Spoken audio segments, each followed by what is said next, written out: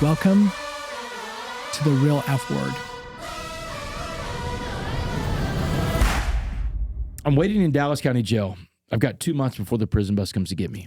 And I'm frantically asking every guy that's been to prison before, how do I survive this? What am I going to do? And every guy's telling me the same thing. You have to get into a gang. That's like the prison culture in there, especially with the lifers. And I'm going to the worst part of prison where the life sentence people live. It's Supermax prison. Lifers are separated out from everybody. You have to live with lifers if you get a life sentence in Texas. You don't live with general population. Guys that got sentenced to 10 years, 20 years, even 30 years, you don't see them.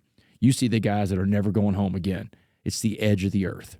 And that's what the guys are telling me in county jail. You're going to the edge of the earth, man. You need help.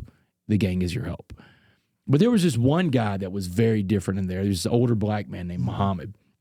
Muhammad's what you call a career criminal too, man. He's been in and out of prison his entire life, but he was really the most positive guy I've ever met in my life. He had a smile on his face everywhere he went. You know, this guy would come up to my bunk every morning, and Muhammad would come up and he would pick me up like a ray of sunshine. But he's telling me, you know, he said, hey, if you want to survive this thing and come back as someone your parents recognize, let me tell you what prison's really going to be like. And he's telling me the dynamic of it. Like, everybody separates out by their own race, and that's how everybody stays.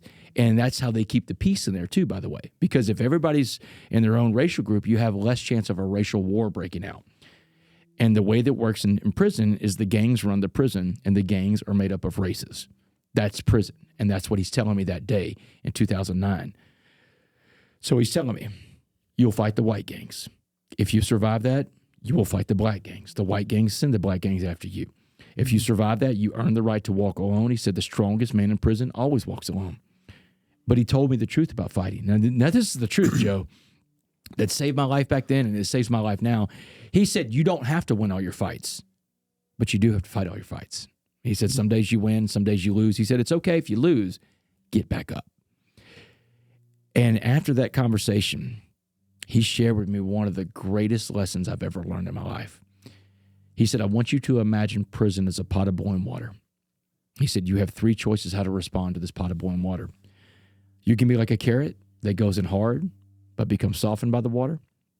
You can be like an egg that has a soft liquid inside, a heart. But a few minutes inside the boiling water, the egg turns hard on the inside. Your heart becomes hardened. He said, or you can be like a coffee bean, which changes the pot of boiling water to a pot of coffee.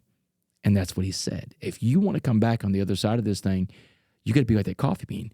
The power was inside the coffee bean to change the water around the coffee bean. It turns the water to coffee. He said the coffee bean's the change agent. You have to be the change agent. Title of my first book, The Change Agent, right? Mm-hmm. But the last words he ever said to me too, when he leaves Dallas County Jail that summer, he bonds out. The prison bus is getting ready to come pick me up. He said, be a coffee bean. Joe, those were the 4 words that changed my life. They put the power back inside me. And if the power's inside me, it's not the world around me anymore. There's a parallel there with Shawshank, right? I mean, because like you have one guy showing the other guy the way to hope, you know, and my story is just different. You know, I run into this black Muslim man in Dallas County Jail that's been in and out of prison his entire life. Different dynamic than Shawshank.